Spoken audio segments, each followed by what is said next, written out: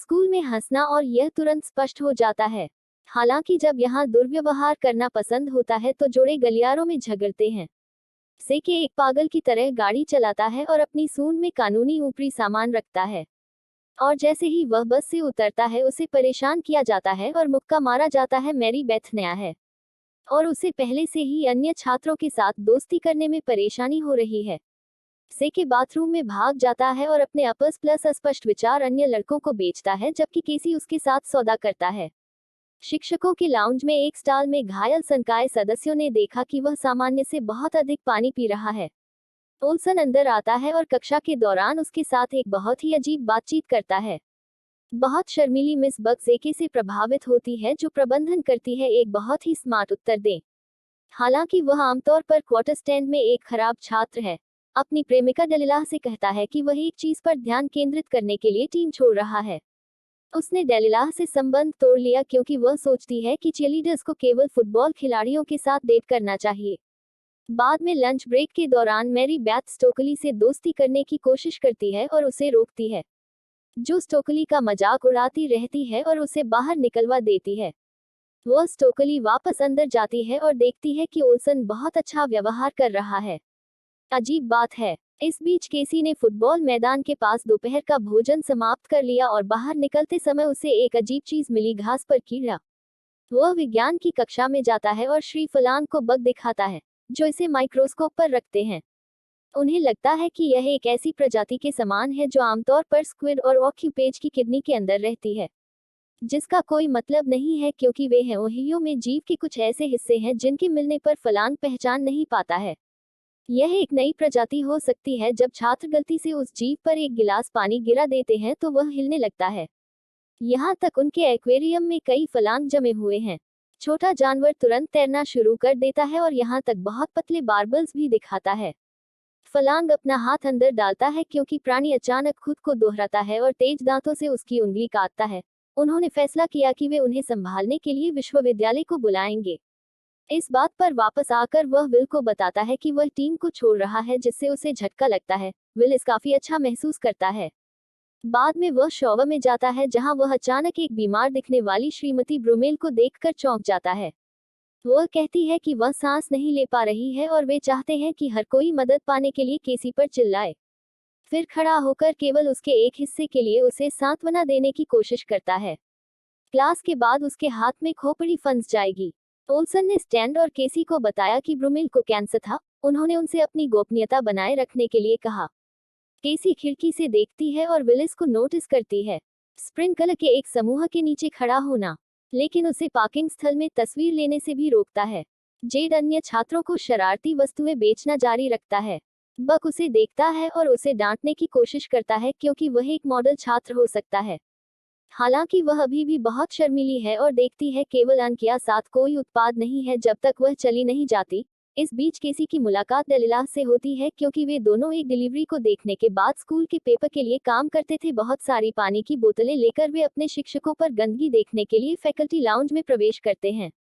उसी क्षण वे सुनते हैं कि ओल्सन और विल आ रहे हैं, इसलिए वे कोठरी में छिप जाते हैं। विल इस पानी पीता रहता है और ओल्सन उसके चेहरे पर कुछ भी देता है। फिर उन्हें एक अजीब सा अनुभव होता है इस बारे में बातचीत की कैसे जलवायु ने ब्रूमेल को मार डाला। पूरे संकाय में हंगामा किया जा रहा है, इसलिए अब उन्हें छात्रों को जल्द ही लाने की जरूरत है। स्कूल की नस आती है और ओल्सन और विलिस या उसके चारों ओर वे धक्का देते हैं या सोफे पर, और क्या उसके काटने से पहले उसका चेहरा बदल जाता है। साल केसी और डेलिला घबरा जाते हैं और गलती से पीछे हट जाते हैं और शोर सुनकर ब्रह्मोस को प्रकट करते हैं। विल इस कोठरी का दरवाजा खोलता है और किशोर भागने से पहले तुरंत अपने शिक्षकों को मारते हैं। बाहर जाते समय नस डेलिला का पैर पकड़ लेती है, वह उसे खींच लेता है। दोनों ड्रेक को ढूंढते हैं और मदद की गुहार लगाते हैं, लेकिन वह बस मुस्कुराती है जब वह विलिस और अन्य लोगों को देखती है कि वह साजिश का हिस्सा है। किशोर स्कूल से बाहर भाग जाते हैं। कुछ देर बाद केसी पुलिस और अपने माता पिता के साथ वापस आती है।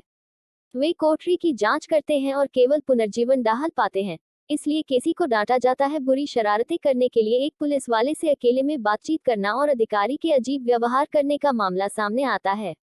ड्रेक केसी के माता पिता से भी बात करना चाहता है, लेकिन उसे डर है कि वे भी बदल सकते हैं। और उनसे घर जाने के लिए विनती करता है। बाद में और केसी के कमरे में उसके माता पिता ने यह सुनिश्चित करने के लिए हर कोने की तलाशी ली कि वह कुछ छिपा रहा है। उन्होंने उसका फोन, इंटरनेट, उसका संगीत और गंदी पत्रिकाएं छीन ली। बाद में वह खिड़की से बाहर निकलने की कोशिश करता है और देखकर चौंक जाता है। सामने के लॉन में कुछ शिक्षकों के कारण वह फिसल जाता है और जमीन पर गिर जाता है, जहां शिक्षक उसे लगभग पकड़ ही लेते हैं। हालांकि जब केसी के पिता बाहर आते हैं तो शिक्षक नाराज हो जाते हैं। अगले दिन दिखाई देता है कि केसी को न चाहते हुए भी स्कूल जाने के लिए मजबूर किया जाता है, और जब वह शिक्षकों के लाउंज में अपने पिता से बात करते हुए देखता है तो उसे चिंता होती है। वे सभी बहुत अधिक मात्रा में पानी पीते रहते हैं और यहाँ तक कि उसे ठीक भी कर देते हैं। कक्षा में एयर कंडीशनर गलती से स्टैन की गोद में गिर जाता है और वे भविष्य के लिए एक बार वहां से जुड़कर बातचीत करने लगते हैं। शिक्षक घोषणा करते हैं कि वे एक विशेष परीक्षण कर रहे हैं जिस पर उन्हें क्वार्टर स्टैंड में बाद में वहां रहने वाले हर एक जीवित रिश्तेदार का नाम लिखना होगा। और ध्यान से देखना होगा कि बहुत सारे छात्र आपके कथित के लिए लाइन में इंतजार कर रहे हैं, इसलिए उन पर जासूसी करने की कोशिश करें। लेकिन दरवाजा बंद हो जाता है। स्टेन भी ओल्सन को आते हुए देखता है। इस बीच पुलिस का एक समूह जेके मैरी बेथ से मिलता है, और जब वे उसे खरीदते हैं तो वह अपना ऊपरी हिस्सा देता है, लेकिन वह उसे ठुकरा देती है। जेके दूसरे को देखता रहता है। छात्र सामान्य से अधिक शांति से रहें और पीने के फव्वारे पर एक लंबी लाइन का उल्लेख न करें। छात्र बचे हुए सभी तलाशों को खरीदने के लिए आते हैं और तीव्र हो जाते हैं जब उनके पास देने के लिए और अधिक नहीं होता है। अचानक बक द्वारा बाधित होता है, जिसने आत्मविश्वास हासिल किया है और उत्तेजक क्लोजर बक पहना हुआ है और जेके का अपमान कर रहा है और उसे लाइब्रेरी में सबके सामने शर्मिंदा कर रहा है। केसी मदद के लिए दृढ़तापूर्वक प्रार्थना कर रही है क्योंकि वह अजीब स्थिति में है। जो कुछ हुआ उसे साझा करने के तुरंत बाद वह एलियंस की कहानियों के बारे में मजाक बनाती है और केसी को लगता है कि वह सही हो सकती है। जहां वे समूह में स्टेन और डेलिला से मिलते हैं, विज्ञान प्रयोगशाला में जाते हैं जहां वे एक्वेरियम को खाली पाते हैं। जबकि वे एलियन सिद्धांत जेके पर चर्चा करते हैं, मैरी बेथ को रासायनिक आपूर्ति की खोज करने के लिए प्रयोगशाला के बगल वाले कमरे में लाया जाता है, ताकि एक चुंबन साझा करने के बाद वे विदेशी वार्तालाप सुन सके और कुछ कहना चाह सकें। एलियंस द्वारा चोट पहुंचाने का नाटक करने के लिए एक शरारत करते थे क्योंकि वह और मैरी बेथ और गोद में अचानक फलांग द्वारा बाधित हो जाते हैं जो स्पष्टीकरण की मांग करते हैं। सेक केसी के विदेशी सिद्धांत का उल्लेख करता है ताकि उसे खिड़की को कवर करने के लिए केवल फलांग के लिए शर्मिंदा किया जा सके और दावा किया जा सके कि वह अजीब जीवों को विश्वविद्यालय में भेजा। जीतता है, वह फलांग छोड़ने की कोशिश करता है, उसे जमीन पर धकेल देता है। वह उस पर हमला करने की कोशिश करता है और पकड़ लेता है। जब लायला उसी कोशिश करती है तो गर्दन को धक्का लगता है। जेड एक पैपेक्टर से ब्लेड निकालता है और जब वह अपने फलांग हाथ को काटता है तो कटी हुई उंगलियां दूसरों की ओर रेंगना शुरू कर देती हैं। सेके पर फलांग छलांग लगाने से उसकी कटी हुई उंगलियों से निकलने वाले छोटे तंबू प्रकट हो सकते हैं, इसलिए जेके उसे लात मारने से पहले अपने एक ऊपरी पेन से उसकी आंख में छुरा घोंप दे क्योंकि उंगलियां किशोर के ऊपर रेंगने की कोशिश करती हैं। एक फलांग के खिलाफ जमी हुई उससे पूछताछ करे, फिर भी अचानक वह पीछे हटना शुरू कर देता है और समूह उस पर जांच करता है और कुछ मृत पाता है, जिससे उन्हें एहसास होता है कि ये जीव हम हैं जो अवैध पाउडर मामले की तलाश कर रहे हैं। वह देखता है कि परजीवी फलांग से बाहर आया है और सबूत के लिए उसे पकड़ लेता है, जिसके बाद समूह प्रयोगशाला से बाहर निकलते हैं और जैसे ही वे क्वार्टर से गुजरते हैं वे देखते हैं कि अन्य सभी छात्र उन्हें घूर रहे हैं कक्षा में, या वे बिल्कुल छोटे स्वर्गदूतों की तरह व्यवहार कर रहे हैं।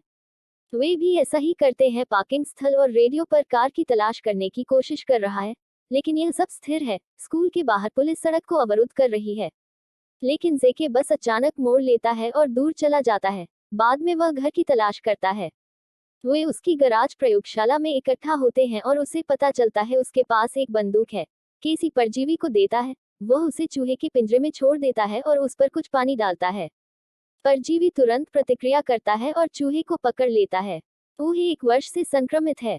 फिर चूहे की खोज की जाती है और पता चलता है कि यह कुछ विदेशी परजीवी है जो खुद को एक मेजबान से जोड़ता है और नियंत्रित करता है कि उन्हें जीवित रहने के लिए नमी की आवश्यकता होती है, जो उनकी कमजोरी बताती है। सेक्स अपर एक मूत्रवर्धक है और फलांग हत्या के अंदर परजीवी को सुखा देता है। यह दृढ़ता से सिद्धांत देता है कि यदि वे रानी को मार देते हैं तो बाकी परजीवियों से जुड़ी एक विदेशी रानी होनी चाहिए। एक ही समय में सभी परजीवियों को खत्म करें। इस बात पर बहस शुरू हो जाती है कि आगे कैसे बढ़ना है। उन्हें एहसास होता है कि उनमें से किसी के अंदर गुप्त रूप से एक एलियन हो सकता है।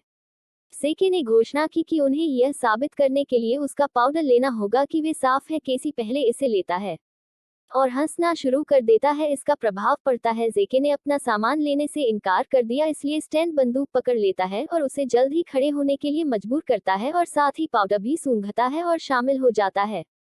मूर्खतापूर्ण हंसी। जब अंततः मैरी बेथ और डेलिला का समय आया तो लड़कियां एक दूसरे को चुनौती देती हैं और तैयार हो जाती हैं। मैरी बेथ अपना पेन ले लेती है, लेकिन डेलिला अचानक पेन गिरा देती है और बताती है कि वह पहले से ही संक्रमित है। तब डेलिला धक्का देकर दूर खड़ी हो जाती है, जबकि मामले में वह बंदूक पकड़ लेती है, लेकिन वह ऐसा नहीं करती है। गोली चलाने की हिम्मत दिखाते हुए उससे गोली ले लेता है और गोली चला देता है, क्योंकि डेलिला लैब को नष्ट करना शुरू कर देती है और नहीं चाहती कि जैद मारने के लिए और अधिक पाउडर बनाए। अन्य परजीवियों के शॉट चूक जाते हैं और डेलिला भागने के लिए दरवाजा तोड़ देती है। बाकी लोग उसका पीछा करने की कोशिश करते हैं, लेकिन वहां पहले से ही एक टैक्सी उसका इंतजार कर रही होती है और वह जल्दी से चली जाती है। जब वह एक जार में छोड़ा हुआ पाउडर इकट्ठा करता है तो समूह वापस चला जाता है। जिस स्कूल में बड़ा खेल हो रहा है, वहां बड़ी संख्या में लोग इस कार्यक्रम में भाग ले रहे हैं, जिसका मतलब है कि उन्हें आज रात एलियंस को रोकना होगा या परजीवी थे। तो स्टैन स्वयंसेवकों को बाहर जाने और उसके जाने से पहले जांच करने के लिए कहता है। सेके उसे बंदूक देता है और उसे मजबूती से चूमता है। स्टैन मैदान में एक झटके के साथ आता है और देखता है कि फुटबॉल टीम विलिस के आसपास है, जिसके परजीवी बारिश का आनंद लेने के लिए बाहर आ रहे हैं। बाद में स्टैन फिर से प्रकट होता है जिम के दरवाजे के पास और उन्होंने उसे दरवाजे के नीचे एक पाउडर पेन दिया ताकि वह साबित कर सके कि वह ठीक है। खड़े होकर दौड़ने से पहले पाउडर को बाहर फेंक देता है, चूंकि उनके पास पाउडर खत्म हो गया है। सेके को अपनी कार की डिक्की में रखे पैसियों को लाना होगा।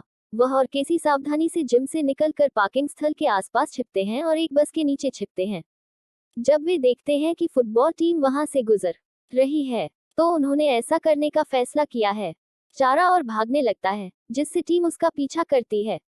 वह जल्द ही अपनी कार में चला जाता है, किसी दूसरी बस के अंदर छिपने में कामयाब हो जाता है, लेकिन दलीला उसे ढूंढ लेती है। वह बस के चारों ओर फुटबॉल खिलाड़ियों के बीच छिप जाती है और खिड़कियों से अंदर घुसना शुरू कर देती है। केसी ठीक समय पर कूदता है और आपातकालीन कक्ष की छत से भागने में सफल हो जाता है।